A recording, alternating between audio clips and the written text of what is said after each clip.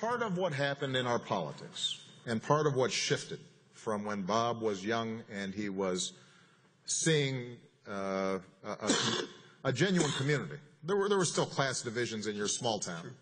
There were probably certain clubs or certain activities that were still restricted to the banker's son as opposed to the janitor's son.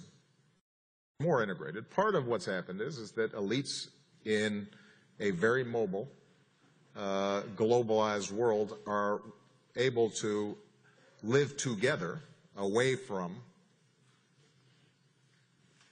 folks who are not as wealthy. And so they feel less of a commitment to making those investments. In that sense, sort of what used to be racial segregation now mirrors itself in class segregation and this great sorting that's taken place.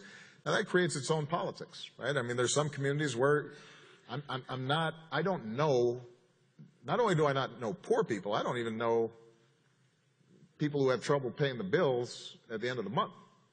I just don't know those people. And so there's a less sense of investment in those children.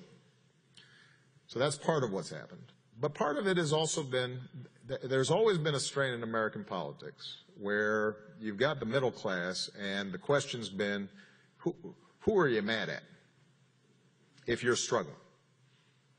If you're working, but you don't seem to be getting ahead. And over the last 40 years, sadly, I think there's been an effort to either make folks mad at folks at the top or to be mad at folks at the bottom.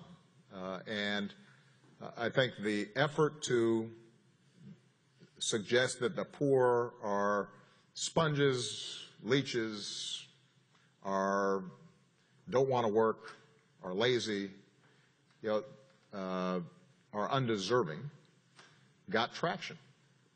And look, it's still being propagated. I mean, I have to say that, if you watch Fox News on a basis, it is a constant menu. They will find, like, folks who make me mad. I don't know where they find them, right? They're all like, I don't want to work. I just want a free Obama phone or whatever. And that becomes an entire narrative, right, that gets worked up. And you very rarely do you hear an interview of a waitress, which is much more typical, who's raising a couple of kids and is doing everything right but still can't pay the bills.